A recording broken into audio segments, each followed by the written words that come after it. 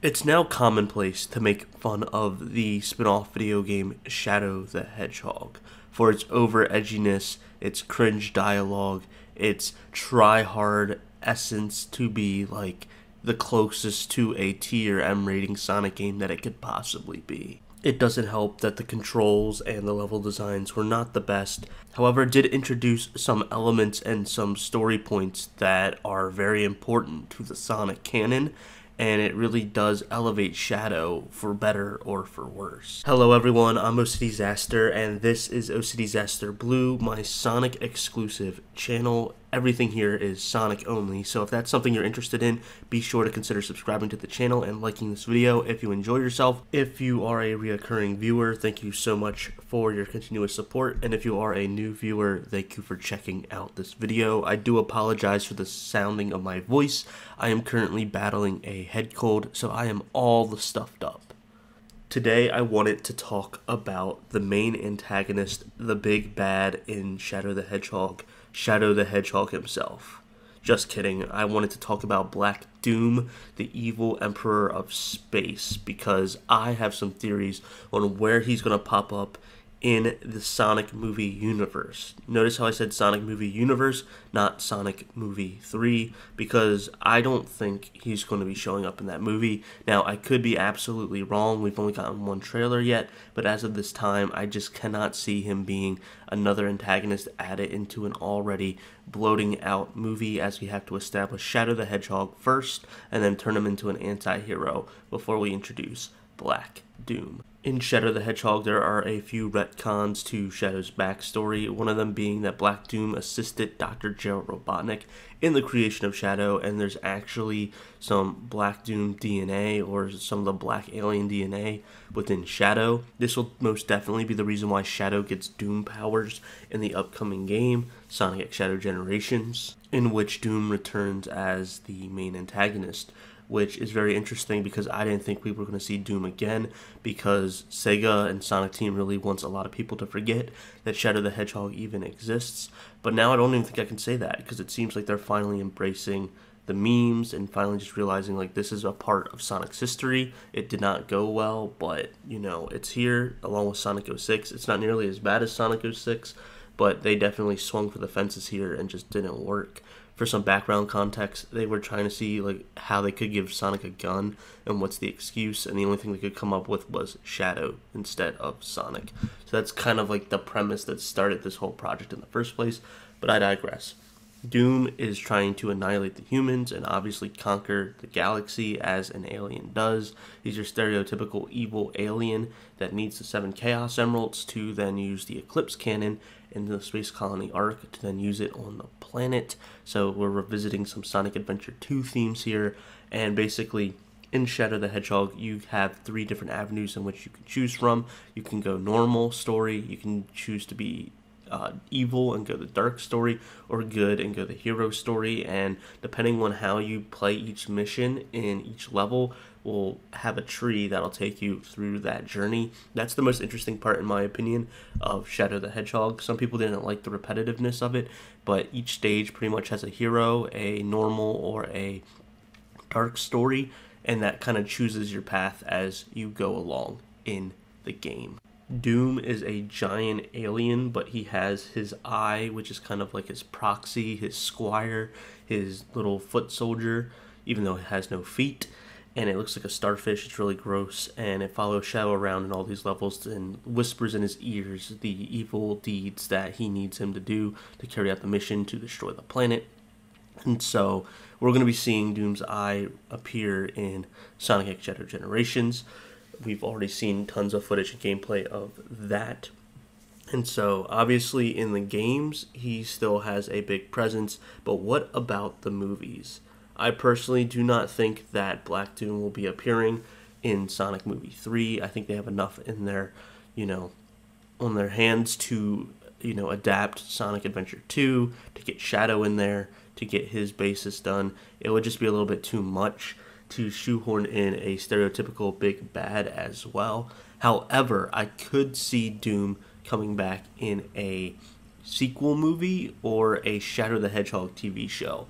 Now, there is no doubt that there will eventually be a Shadow the Hedgehog TV show, especially when, notice how I didn't say if, when Sonic Movie 3 does well. Everyone's going to want a Shadow TV show. Now, with the Knuckles TV show, there's been a lot of mixed, opinions on that because it's mostly the Wade show. You barely see Knuckles in it. It's a lot of humans, and the reason for that is, like I've been saying in all my videos, the CG is expensive, and the movie and TV budgets are vastly different, so they have to play around with that a little bit. So my theory is, and this is just the theory, once again, I'm just being MatPat here, is they'll probably introduce Doom as an antagonist in a Shadow the Hedgehog TV show. That'll 100% happen. The Shadow TV show, not Doom necessarily, but Doom. And with that, the human part would be some sort of like Gun, or like Shadow's like now a spy for Gun, and it's not really much of Shadow choosing between being good or evil. I think they probably will keep him as an anti-hero just so it's not as confusing for the viewers. So he'll be teaming up to take down Doom, or work as a double agent to take down Doom. That's a lot of CG though, so I can see why it might not necessarily happen as a TV show. However, Doom is a really good tool to expand the Sonic movie universe. What I mean by that is, in the Sonic movie universe, Sonic is already from a different planet, so it makes sense that there are other planets, other worlds out there that you can use rings, obviously, to teleport to, but they can really expand upon it with Black Doom, and now they can have Sonic and his friends go off-planet to more adventures and meet more Sonic-like characters that they can, experiment with, maybe even create their own original characters. I don't see them going that far, but that is a high possibility. Maybe that's how they introduce Silver, is they're able to go to a different planet and help Silver take down Black Doom in Sonic Movie 4.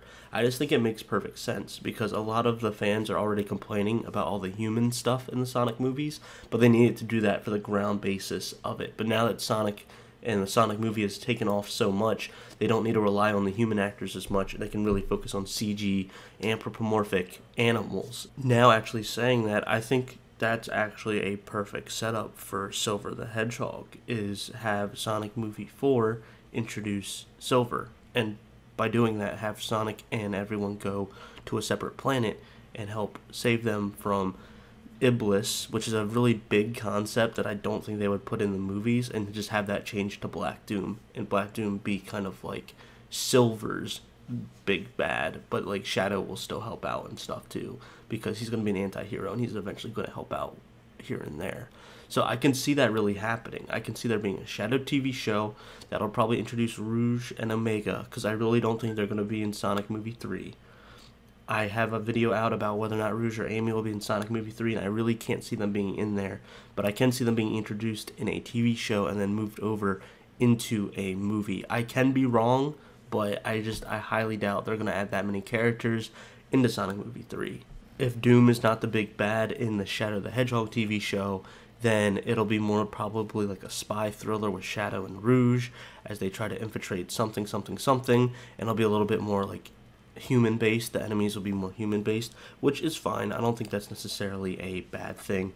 And then they would tease Doom at the end of that, and then Sonic and everyone can go over to a new planet, meet Silver, and maybe Blaze as well, and then get to work on trying to defeat Black Doom and his army, which is taking over Silver's planet, but is also eventually going to be heading over to Sonic's world and Earth, basically. I just think it just allows for more stuff to happen. I can see it happening. Really, as I'm saying this, it's really like a possibility, and I really hope they go in that direction. They might not, but I'm just spinning out ideas here, and I just want to know what you guys think. Do you think Doom is, 1, going to appear in Sonic Movie 3, 2, if not appear in a Sonic TV show, so the Shadow the Hedgehog TV show, or do you think he's going to show up in Sonic Movie 4 or not show up at all? I'm really curious in your thoughts and your story ideas. I'm not going to steal them from you. I just think there's a lot of creative ways they can go about this. I think Doom is an evil character and is a really good villain in that sense. He could even torment Shadow a little bit. Maybe they could add him into Shadow's backstory like they did in the games, but in a more subtle way, not retconning the whole experience. We're just going to have to see. Like I said, we still only have one trailer out too for Sonic Movie 3. This video might date as bad as like milk. Like it might get real sour, real gross, real lumpy, because in, you know, trailer 2, trailer 3, they tease like Black Doom, but I really don't see that as a possibility. Anyway, that's going to wrap up this video. Thank you so much for listening to me babble and yap. I'm OCDsaster, and I hope you have a super sonic rest of your day. See ya.